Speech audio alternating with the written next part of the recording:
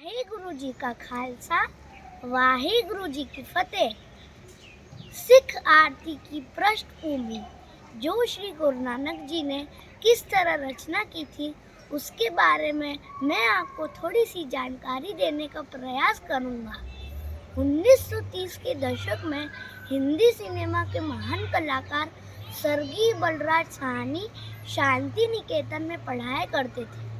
एक दिन उन्होंने रविंद्रनाथ टैगोर जी से कहा, गुरुदेव, आपने भारत का राष्ट्रीय गान लिखा है, आप अब एक अंतर्राष्ट्रीय गान क्यों नहीं लिख देते? टैगोर जी ने मुस्कुरा कर कहा, अंतर्राष्ट्रीय गान तो 16वीं शताब्दी में श्री गुरु नानक जी ने ही लिख दिया था। टैगोर जी का संकेत सिख आरती की तरफ था। हर शाम रहरास साहिब जी के पाठ के बाद हर गुरुद्वारे के वहाँ के रागी राग तनासरी में इसी आरती को मधुर आवाज में गाते हैं। इस आरती को सुनकर मन को असीमित शांति मिलती है।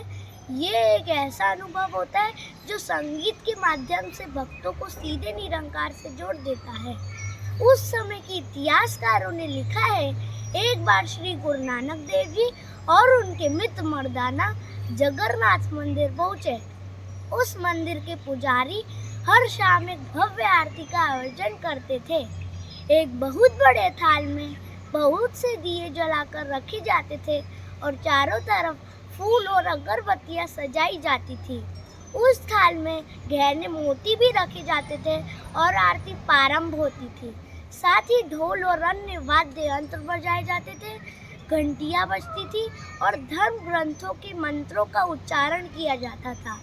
श्री गुरु नानक देव जी जो भक्ति भाव में डूबे रहने वाले संत थे और उनका उद्देश्य था प्रभु की सच्ची भक्ति द्वारा मानव जाति का एक करना है और ये बताना था कि भगवान का एक रूप होता है।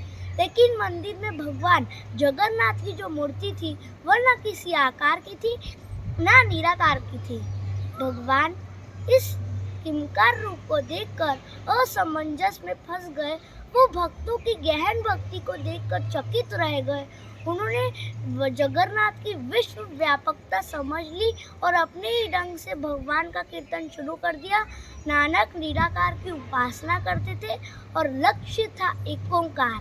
नानक जी ने जगन्नाथ में देखा कि पुजारी लोग कर्मकांड और विधि विधानों पर ज्यादा ध्यान दे रहे, जबकि भगवान में उनका सच्चा प्रेम व्यक्त नहीं हो पा रहा था। फिर भी नानक जी उस भव्य आरती को सुनकर प्रभावित हुए। उन्होंने विधि विधानों से अलग बैठकर निराकार की सोच में डूब गए। जब मंदिर के पुजारियों ने देखा कि नानक जी अलग बैठे हुए हैं और उनकी आरती और विधि विधानों के प्रति उदासीन थे, उन्होंने उसे जगन्नाथ का अनादर माना और आरती समाप्त होने पर उनका एक ही स्थान पर बैठे रहने का कारण पूछा, जबकि अन्य भक्तों की तरह उन्हें भी खड़े रहना चाहिए था।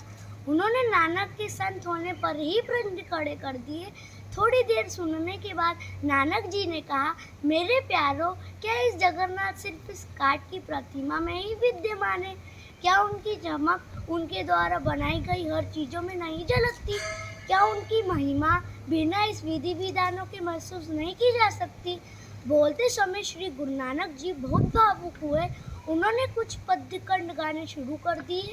उन्होंने उसी समय एक भव्य आरती की रचना कर डाली और कहा, भगवान सर्वशक्तिमान और सर्वव्यापक है, तो मैं कैसे थोड़े दिए जलाकर और कुछ धूप बत्तियां बालकर उनकी पूजा कर सकता हूँ? भगवान की पूजा तो उतनी भव्य होनी चाहिए जितने की वह भव्य है। जो गुरु नानक जी ने मधुर स्वर में महाआरती गानी शुरू की। में थाल रामचंद दीपक बने, तारका मंडल जनक मोती,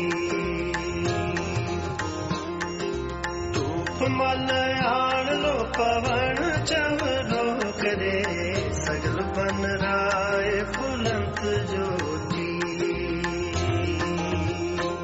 कैसी आरती हुए पव खंडना तेरी आरती, अनहता शब्द उन्होंने गा कर बताया कि पूरा आकाश एक थाल है जिसमें सूर्य और चंद्रमा दिए हैं, तारे और ग्रह हीरे मोती हैं, और पर्वत अपने चंदन के वृक्षों के साथ धूप बत्ती है, और चारों तरफ बहने वाली हवा भगवान का पंखा है।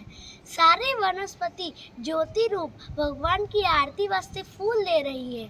सभी जीवों में व्यापक होने के कारण हजारों तेरी आंखें पर निराकार होने की वजह से प्रभु तेरी कोई आंख नहीं।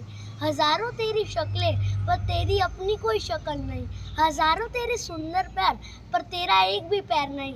सारे जीवों में एक वही परमात्मा की ज्योति बरत रही है। उस ज्योति के प्रकाश से सारे जीवों में प्रकाश है, पर इस ज्योति का ज्ञान गुरु की शिक्षा से ही होता है। इस महाआरती का तात्पर्य ये है कि जो कुछ भी उसकी रजा में हो रहा है वह जीवों को अच्छा लगे, अर्थात प्रभु की रजा में रहना ही प्रभु की आरती करना है। इस महाआरती को श्री गुरु नानक जी ने सव्य रचना की थी। हालांकि इस आरती के बाद भक्त रविदास के भी कुछ पद्यकन जोड़ दिए गए थे। वाहिगुरु जी का खालसा, वाहिगुरु जी की फतेह। मेरा नाम हरलेख सिंह भाटिया है और मैं इंदौर दा निवासी हाँ।